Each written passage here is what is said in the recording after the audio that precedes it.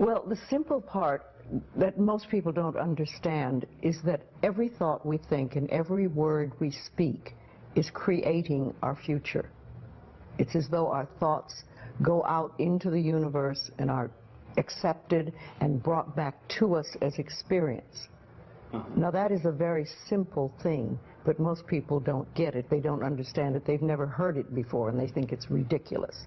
But if you can really accept the fact that every time you think a thought and every time you speak a word, you are literally painting your future, making your dinner, whatever you want to call it. You are creating. And you're creating your own life. And this is simple, but it's not easy to accept. But once you accept it, then you can start deliberately creating what you want in your life. And you begin to be aware of what you don't want in your life and how you are contributing to it.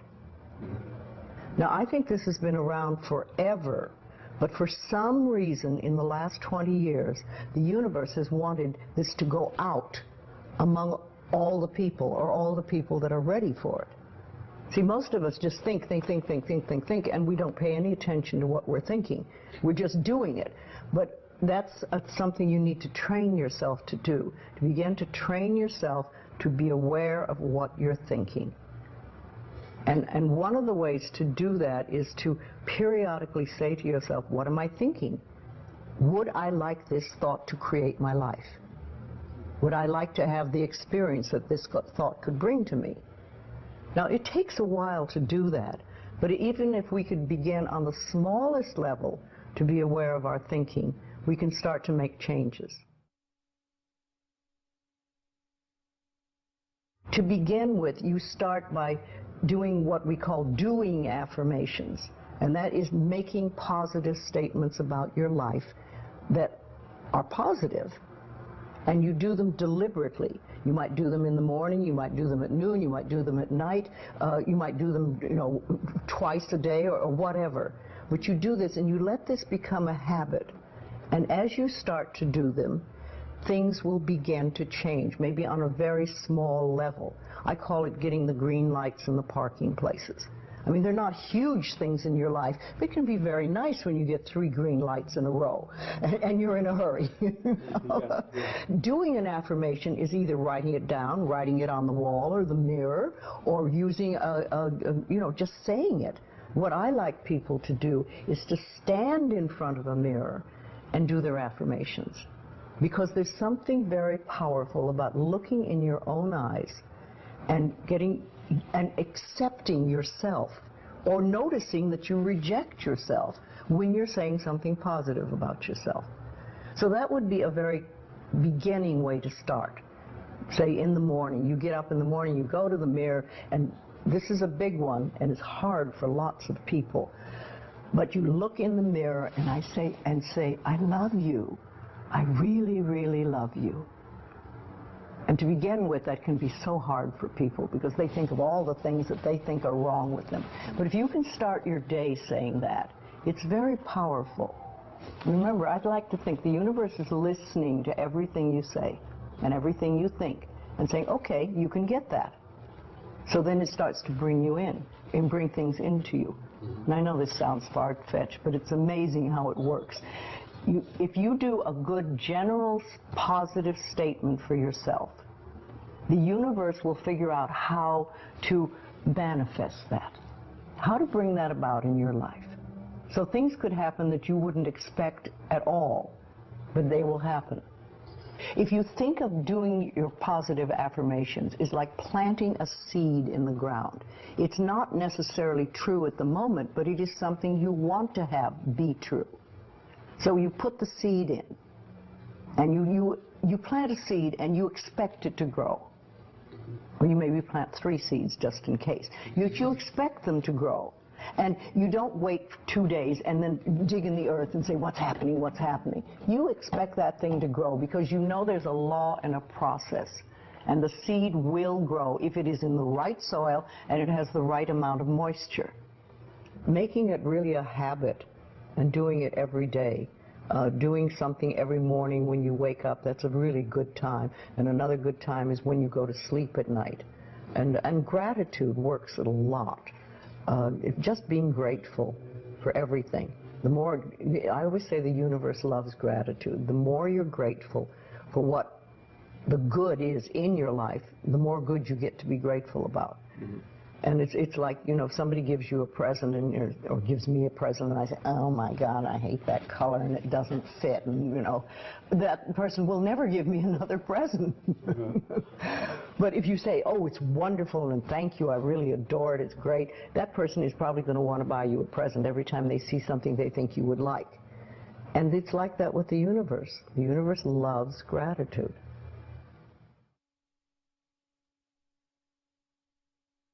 If you have very strong beliefs within you that you don't deserve good things in your life, mm-hmm. and a lot of people have that, then there can be delays.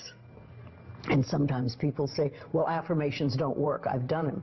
But when they're doing, for instance, prosperity affirmations, and they've done some prosperity affirmations, and they say it doesn't work, nothing's happening. And I say, well, all right, how many prosperity affirmations did you do in a day?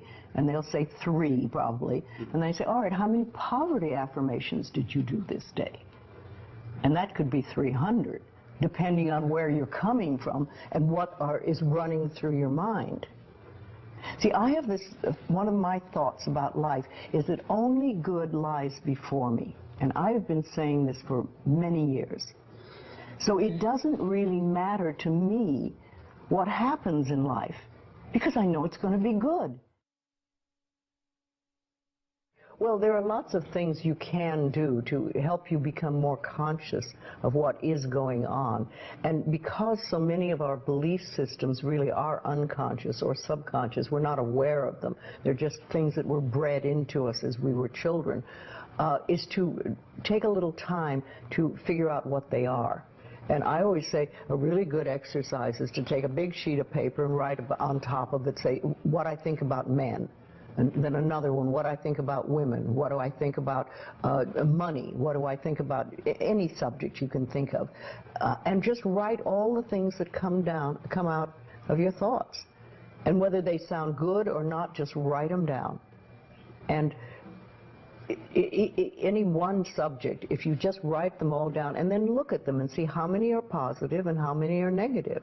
And if you can take those negative ones and turn them around, make them into positive affirmations, then you can start clearing up what you believe about, say, money that is not positive for you, and or is keeping you from bringing money in. And you can do that with lots of things in your life, so you can really begin to realize what you do believe about these things. So you can't change your thoughts if you don't know what your thoughts are.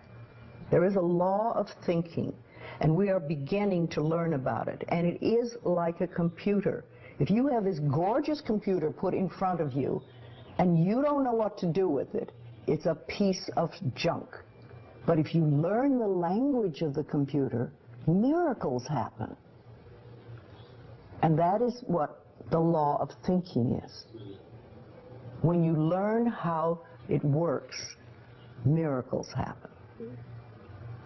What you think and what you believe is what will come true for you. Your thoughts create your life.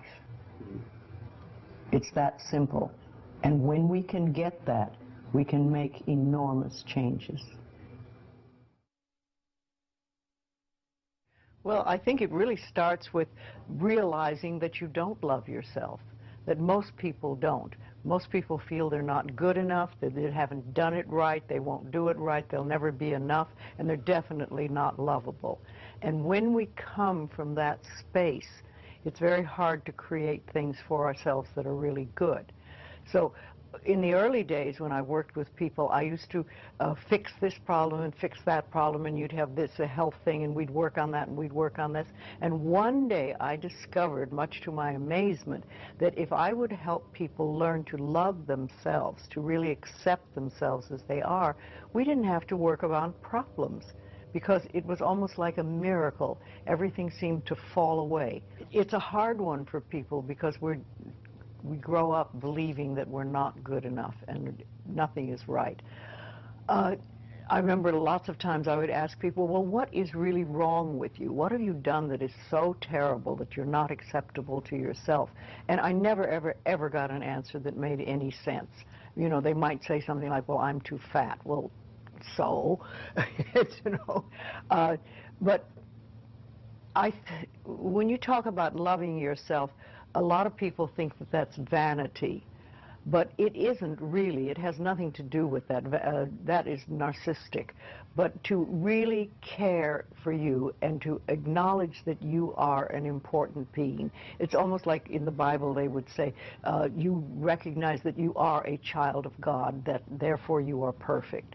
But even if you're not a biblical person, if you can recognize that you are a being that has self-worth, if you can really recognize your own worth, then you start to treat yourself differently. And I think that's what's so very important about loving yourself, is you stop beating yourself up, you stop making yourself wrong, you stop talking about how awful you are, and you stop saying things like, I'm really stupid and stuff, and you start to treat yourself with a certain amount of respect. And this makes an enormous difference, because what you give out in life is what comes back to you. So if you're giving out a feeling of, I'm okay, I'm good enough as I am, and I am acceptable, and I love life, and I love me, and you start having gratitude for yourself and for life, then life treats you differently, because you are having a different vibration that you're giving out and getting back. And that's when things really start to flow. Now, a lot of people don't realize it, but you have to practice. You just have to start it. And that's why I try to get people to do a lot of mirror work. If you look in the mirror, just simple things like looking in the mirror in your own eyes and say, I love you. I really, really love you. And it helps if you use your name, Louise, I love you. I really love you.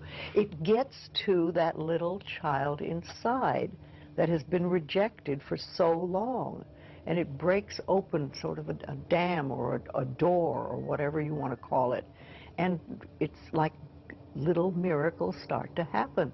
Lots of little good things happen, and the universe loves grateful people. The more grateful you are, the more you get to be grateful about. It's that simple. Life is really very simple. We make it enormously complicated, but it doesn't have to be. Everybody's on a journey from the time we're born till the time we leave. But when we go on a spiritual journey, it seems to be more conscious, and we begin to make conscious choices about life instead of just going on and getting up in the morning and doing our stuff and then going to bed. We begin to make conscious choices of our thoughts and our actions and even the foods we eat and things like that. And it's putting your foot on the pathway one step at a time. And some of us do very devious journeys, and we take lots of little side tracks, and we don't get very far, really. And some of us just are very conscientious about it and go one step after another and go closer to our pathway, which is really, to me, I think enlightenment is letting go of all the things we believe that are not benefiting us in life, or that are barriers to our life, to the good things in life, and to release them one by one and to think, I don't have to believe that anymore, or do I want to believe that anymore? And making a conscious choice. When we can understand that every single thing we believe has been a choice, and it may or may not be true. It can be true for you and not for you, because it's your belief system and your belief system, and then I have my belief system. I say a lot. That may be true for you, it's not true for me. I may not say that out loud, but people are doing things or saying things, and I think that to myself a lot. And also, it has nothing to do with me. Whatever's going, that has nothing to do with me, because I'm under the law of my own consciousness. This is my pathway, and you have your pathway, you have yours, everybody does. So we're all on a journey, and I think the more conscientious we are about it and the more conscious choices we make, the better our journey is, or the easier, or the swifter, or we get more goodies, or We have better health, all that stuff. But when I was beginning to work with people in the early days, I paid very close attention to what people said. And it became a habit with me, and I still do. I listen to what people say more than, you know, the words they're using and everything. And so often I think, oh, if you just wouldn't use those words, if you just take those 3 words out of your vocabulary, because people use negative words a lot, the same ones over and over again. Yes, I hear words, much more than other people. So what words would you take out of the vocabulary? Well, should to begin with. That's a big one. Because every time you say should, you're making yourself wrong. Either you were wrong, or you are wrong, or you're going to be wrong. So take that one out completely. And just a lot of negative expressions that people use. I'm not good enough, or this will never work, or oh, it's a rotten day, or, you know, there's just tons of expressions, and we use them over and over again, and they don't do us any good at all. Everybody's journey is individual because we start from different places, so we can't all be having the same journey. But I think we all get certain ahas. And that's when we've sort of learned something. We say, oh, okay. And then if we can keep that, what we've learned, and practice it, then we've made another step and we can move forward. Yes, it's a lifetime journey, and we never stop learning. I'm 80 and I'm still learning. Though the lessons are easier now than they used to be. I like to think of it when we start, we have all these boulders in front of us on our pathway, and we start to get the boulders out of the way, and you finally get to the point where it's gravel. And gravel you can handle, you know, and you can sweep gravel, and you can do things. So, and then occasionally there's an old boulder. Rolls back into your path. You think, oh, I thought I had that one, but not completely. And you know, also I think that when we learn lessons, we think, oh, I've learned that one, it'll never happen again, I've done that, that's it. Well, how do you know you've done it unless it comes by once more and see how you react? Have you really learned it? Is it really nothing for you? Have you gone beyond that? Or are you going to go right back into the same old reaction? See, we're never wrong. That's what we need to learn that. We're always doing the best we can with the understanding and awareness and knowledge we have at that moment. I have a very firm belief that only good lies before me. And with that belief, it doesn't matter what comes, because it'll be only good. And I want it to be new and different and exciting and stuff. No, I'm in my 80s now, and new things are happening. So let it roll.